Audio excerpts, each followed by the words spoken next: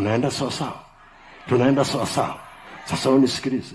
Samson alishindwa na Wafilisti sio kwa sababu Wafilisti walikuwa wameongezewa nguvu, lakini kwa sababu yeye alishindwa kutii. Aliposhindwa kutii akapoteza nguvu za upako ambazo amepewa zinazofanya kazi na kutii. Ukimesa, ukivuruga kwenye kutii, ule upako ambao umebeba ushindi kwa ajili ya leo yako na kesho yako, ule upako unaondoka.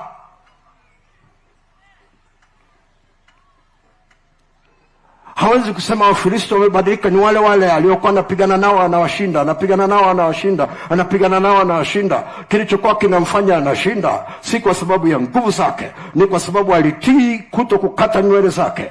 Utii wake ndio uliotunza ushindi wake.